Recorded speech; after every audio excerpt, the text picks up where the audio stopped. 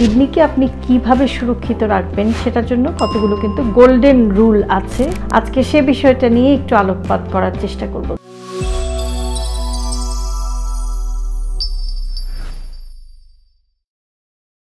Hello viewers, আসসালামু আলাইকুম। একটা নতুন ভিডিও নিয়ে চলে আসলাম। আজকে খুবই গুরুত্বপূর্ণ একটি বিষয় নিয়ে কথা বলবো, সেটা হচ্ছে যে কিডনি। আমাদের শরীরের খুব ইম্পর্ট্যান্ট একটা অর্গান হচ্ছে কিডনি। শরীর থেকে যত ধরনের দূষিত পদার্থ আছে সেগুলো শরীর থেকে বের করে দিতে যে অঙ্গটি সবচেয়ে গুরুত্বপূর্ণ ভূমিকা পালন করে সেটা হচ্ছে যে কিডনি। কিডনির যত্নের ব্যাপারে আমরা অনেক সময় একটু উদাসীন হয়ে যাই, কিন্তু কিডনিকে আপনি কিভাবে সুরক্ষিত রাখবেন সেটার জন্য কতগুলো কিন্তু গোল্ডেন রুল আছে বা কতগুলো বেসিক প্রিন্সিপাল আছে।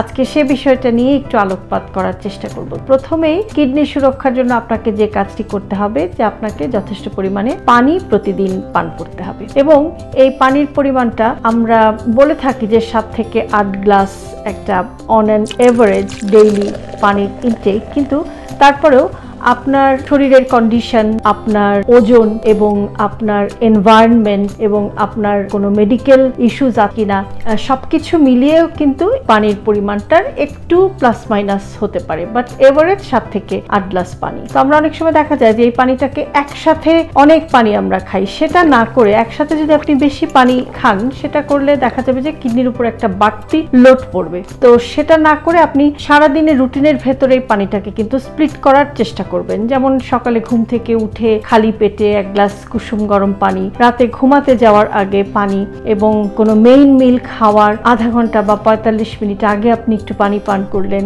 খাওয়ার পরে আপনি 1-1.5 ঘন্টা পরে আবার একটু পানি পান করলেন। এভাবে আপনি পানিটাকে কিন্তু ভাগ করে নেবেন আপনার সারাদিনের দৈনন্দিন রুটিনের ভেতরে। আর পাশাপাশি আরেকটি কাজ করতে হবে যে আপনি চেষ্টা করবেন যে প্রত্যেকটা মিলেই, যেমন মেইন মিলগুলোতে একটু স্যুপ, একটু ডাল, এই জাতীয় পানি আছে এরকম একটা খাবারের আইটেম রাখতে। এছাড়াও কিছু রসালো ফল আপনি রেগুলার খেতে পারেন, যেমন আপনি শসা খেতে পারেন, তরমুজ খেতে পারেন। অনেক ধরনের ফল আছে যেগুলোতে একটু পানির পরিমাণ বেশি থাকে। তো এভাবে সবকিছুর মধ্যে দিয়ে আপনাকে কিন্তু পানির পরিমাণটাকে একটু ব্যালেন্স করতে হবে এবং এভাবে আপনার পানির চাহিদাটা কিন্তু কভার করতে হবে। আরেকটা বিষয় হচ্ছে যে কিডনিকে সুস্থ রাখার জন্য খুব ইম্পর্টেন্ট একটা ফ্যাক্টর হচ্ছে যে লবণ। আমাদের অনেকেরই কিন্তু অতিরিক্ত লবণ খাওয়ার অভ্যাস থাকে, আলগা করে পাতে লবণ নিয়ে খাওয়ার অভ্যাস থাকে। এগুলো কিন্তু করা যাবে না, কেননা লবণ যদি আপনি বেশি খান তাহলে আপনার প্রেসার বেড়ে যাবে, যেটা কিডনির উপর একটা খারাপ ইম্প্যাক্ট ফেলবে। তো লবণের পরিমাণটা অবশ্যই আপনাকে মেনটেন করে যেতে হবে। আপনাকে মাথায় রাখতে হবে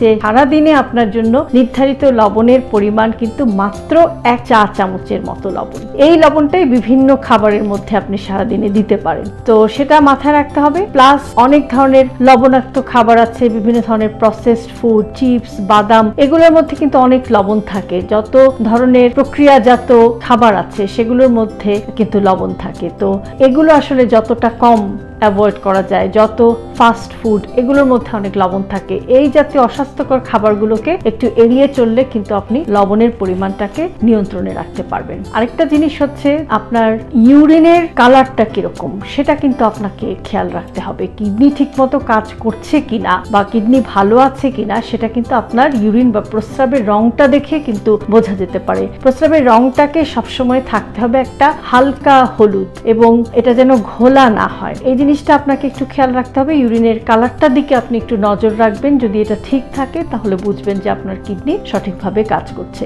আরেকটা জিনিস ইম্পর্টেন্ট হচ্ছে যে আপনার রক্তে ক্যালসিয়ামের পরিমাণ এবং ভিটামিন ডি এর পরিমাণ ঠিক আছে কিনা।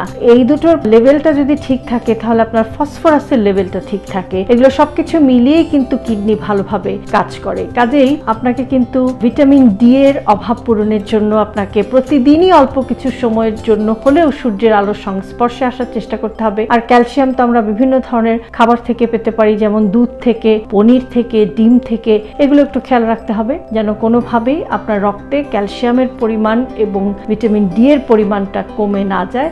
যদি কমে যায় তাহলে সেটা কিন্তু কিডনির উপর একটা খারাপ প্রভাব ফেলবে। আরেকটা জিনিস হচ্ছে আপনার রক্তচাপ বা ব্লাড প্রেশারটা ঠিক আছে কিনা সেটা কিন্তু চেক করতে হবে। নিয়মিত আপনার ব্লাড প্রেশারকে মাপতে হবে এবং দেখতে হবে উচ্চ রক্তচাপ হচ্ছে কিনা, কেননা রক্তচাপ রক্তচাপ বেড়ে গেলে কিন্তু সেটা আপনার কিডনির উপরে একটা খারাপ ইম্প্যাক্ট ফেলবে এবং যেটা ইন দ্য লং রান কিডনির উপর একটা চাপ দেবে এবং কিডনির ফাংশন আস্তে আস্তে কমিয়ে দেবে। কাজেই ব্লাড প্রেশারটা মেনটেন রাখাটা খুবই জরুরি কিডনি ফাংশনের জন্য এবং এই ব্লাড প্রেশার সঠিকভাবে রাখার জন্য কিন্তু দেখা যায় যে আপনার এখানেও কিন্তু খাবারের একটা বিরাট ভূমিকা রয়েছে। তো যাদের উচ্চ রক্তচাপ আছে তারা চেষ্টা করবেন যে একটা হেলদি লাইফস্টাইল মেনটেন করতে, একটা হার্ট হেলদি লাইফস্টাইল মেনটেন করতে এবং প্রয়োজনে আপনি লাইফস্টাইলের পাশাপাশি যাদের মেডিকেশন নিতে হয় সেই মেডিকেশনটাও কিন্তু নিয়মিত নিয়ে আপনার রক্তচাপকে কিন্তু কন্ট্রোলে রাখতে হবে, কেননা যদি কন্ট্রোলে না থাকে সেটা কিন্তু কিডনির উপরে খুবই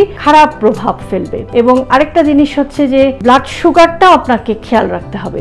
যদি আপনার রক্তে সুগারের পরিমাণটা বেড়ে যায়, ব্লাড সুগারটা যদি আপনার কন্ট্রোলে না থাকে, আপনার যদি ডায়াবেটিস থাকে, তাহলে ডায়াবেটিসও কিন্তু কিডনির জন্য একটা সাংঘাতিক রকমের প্রভাব ফেলে এবং ডায়াবেটিক পেশেন্টরা আস্তে আস্তে আপনার ক্রনিক রেনাল ফেইলিওর মানে কিডনি আস্তে আস্তে কিন্তু আপনার কাজ বন্ধ করে দেয় যদি লং রান ডায়াবেটিস থাকে এবং আনকন্ট্রোল ডায়াবেটিস থাকে। এবং সেক্ষেত্রেও আপনার খাবারের একটা ভূমিকা আছে যে আপনি একটু অতিরিক্ত চিনি জাতীয় খাবারগুলো আপনি একটু এড়িয়ে যাবেন এবং আপনি হেলদি ফুডের দিকে কিন্তু আপনাকে টার্গেট করতে হবে। তো এভাবে আপনার ব্লাড প্রেশার এবং ডায়াবেটিসটা সবসময় যেন কন্ট্রোল থাকে কিডনিকে বাঁচাতে, সেটা কিন্তু আপনার মাথায় রাখতে হবে। আরেকটা খুবই ইম্পর্টেন্ট জিনিস সেটা হচ্ছে যে ইউরিনারি ট্র্যাক্ট ইনফেকশন। অনেক সময় দেখা যায় যে প্রস্রাবে ইনফেকশন হয়, বিশেষ করে আর্জেন্সি ফ্রিকোয়েন্সি, প্রস্রাবে জ্বালা পোড়া, পানি কম খেলে তো হয়, মেয়েরা বিশেষ করে ইউটিআইতে বেশি ভুগে থাকেন। তো এই ইউরিনারি ট্র্যাক্ট ইনফেকশনটাও কিন্তু আপনার কিডনিকে ড্যামেজ করার জন্য একটা কারণ হতে পারে। তো এটা ধরেন ইনিশিয়ালি এটা ব্লাডারি ইনফেকশন হয়, আপনার মূত্রথলিতে ইনফেকশন হয়, সেখান থেকে আস্তে আস্তে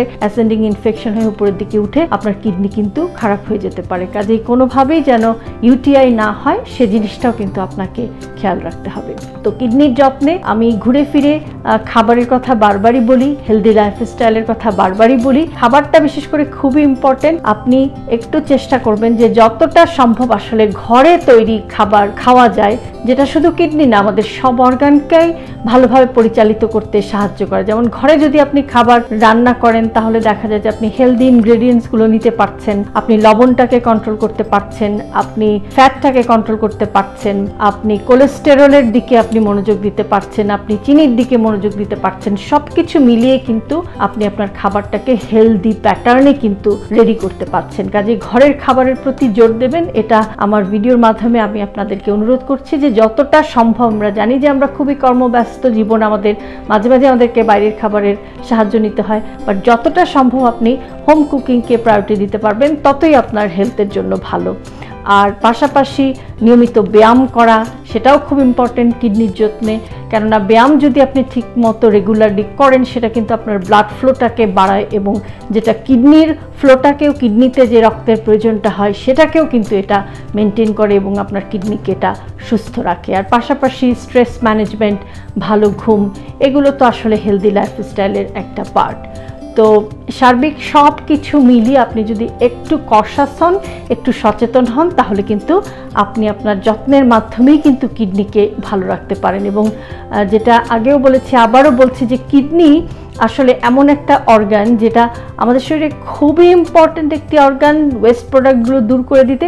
পাশাপাশি এটার একটা বৈশিষ্ট্য হচ্ছে যে এটা খুবই সাইলেন্টলি বা খুব নীরবে কাজ করে। কাজে আপনারই রেসপন্সিবিলিটি আপনার এই অর্গানটিকে সুরক্ষিত রাখা, কেননা কিডনি যদি আপনার সুস্থ না থাকে তাহলে হঠাৎ করে আপনার কিডনি একটা খারাপ প্রভাব পড়ে আপনার অ্যাকিউট রেনাল ফেলিওর হয়ে যেতে পারে, অথবা ধীরে ধীরে আস্তে আস্তে আপনার ক্রনিক রেনাল ফেলিওর হয়ে যেতে পারে এবং বিভিন্ন ধরনের জটিলতা কিন্তু আপনার শরীরে তৈরি হয়ে যেতে পারে। কাজেই আপনারই দায়িত্ব আপনার কিডনিকে সুরক্ষিত রাখা, যেটা কিন্তু আপনাকে সুস্থভাবে বাঁচতে, ভালোভাবে বাঁচতে সাহায্য করতে পারে। তো আমার আজকের ভিডিওটিতে আপনারা যদি কোনো ইউজফুল ইনফরমেশন পেয়ে থাকেন তাহলে অবশ্যই ভিডিওটিতে একটি লাইক দেবেন, কমেন্ট করবেন, আপনার ফ্রেন্ডস অ্যান্ড ফ্যামিলির সাথে ভিডিওটি শেয়ার করবেন। আমার ফেসবুক পেজ, আমার ইউটিউব চ্যানেল এবং আমার TikTok account with doctor Shahnaz Chowdhury আপনারা ফলো করবেন। ইনশাল্লাহ আগামীতে আবারও আপনাদের সামনে হাজির হয়ে যাব নতুন আরেকটি ভিডিও নিয়ে। সে পর্যন্ত সবাই সুস্থ থাকুন,